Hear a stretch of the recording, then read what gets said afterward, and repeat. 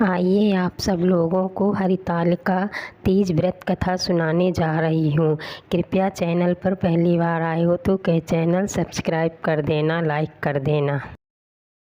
एक बार भगवान शिव ने पार्वती को उनके पूर्व जन्म का स्मरण कराने के उद्देश्य से इस व्रत के माहात्म्य की कथा कही थी।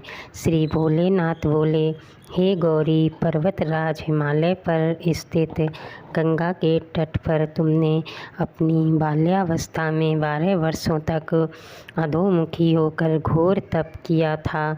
इतनी अवधि शून्य अन्न न खाकर, पेड़ों के सूखे पत्ते चबाकर व्यतीत किए। वहाँ की विकराल शीतलता में तुमने निरंतर जल में प्रवेश करके तप किया। वैशाख की जला देने वाली गर्मी में तुमने पंचाग्नि से शरीर को तपाया। श्रवण की मूसलाधार वर्षा में खुले आसमान के नीचे बिना अन्न जल ग्रहण किए समय व्यतीत किया। तुम्हारे पिता तुम्हारी कष्ट साध्या तपस्या को देखकर बड़े दुखी होते थे। उन्हें बड़ा क्लेश होता था। तब एक दिन तुम्हारी तपस्या तथा पिता के क्लेश को देखकर नारद जी तुम्हारे घर पधारे। तुम्हारे पिता ने हृदय से अतिथि सत्कार करके उनके आने का कारण पूछा। नारद जी ने कहा, गिरिराज, मैं भगवान विष्णु के भेजने पर यहाँ उपस्थित हुआ हूँ। आपकी कन्या ने बड़ा कठोर तप किया है। इससे प्रसन्न होकर वे आपकी पुत्री से विवाह करना चाहते हैं। इस संदर्भ में आपकी राय जानना चाहता हूँ। नारद जी की बात सुनकर गिरिराज गदगद हो उठे। उनके तो जैसे सारे क्लेश ही दूर हो गए।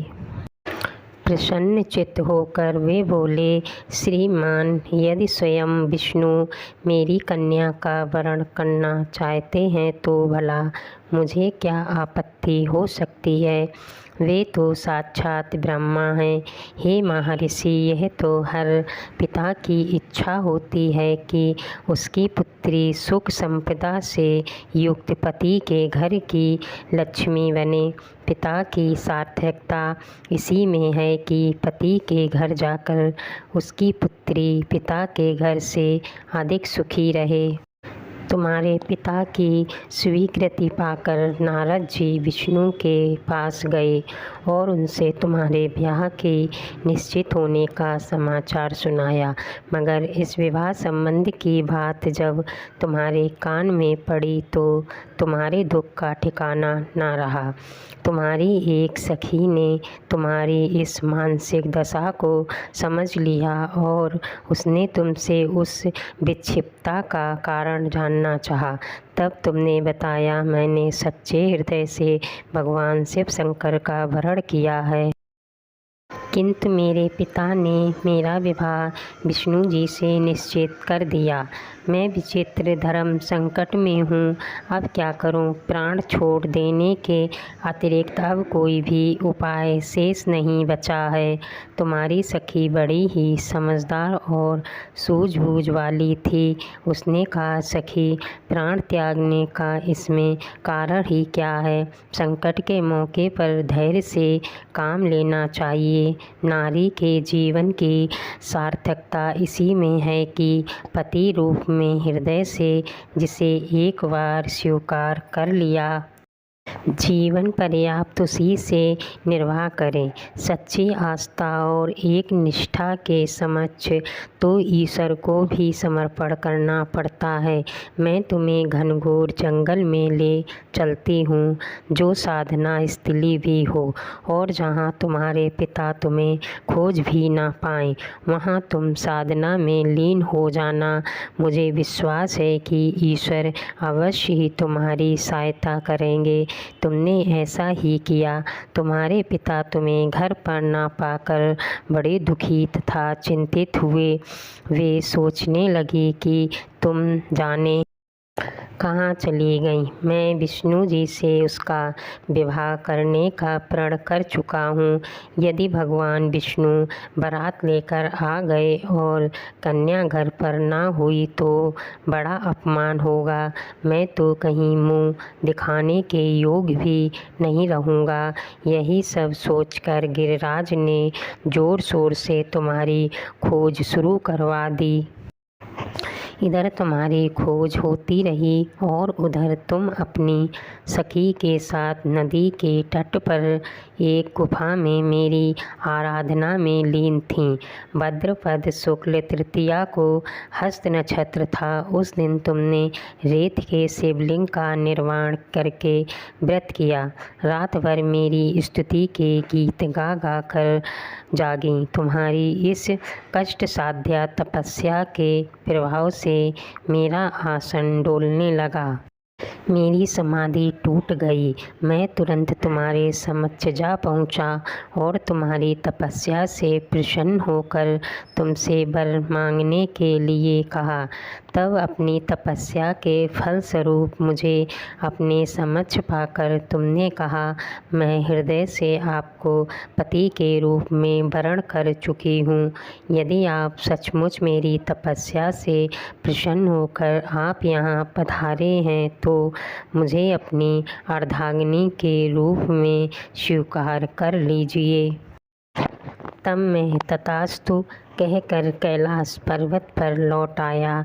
प्रातः होते ही तुमने पूजा की समस्त सामग्री को नदी में प्रवाहित करके अपनी सहेली सहित व्रत का पारणा किया।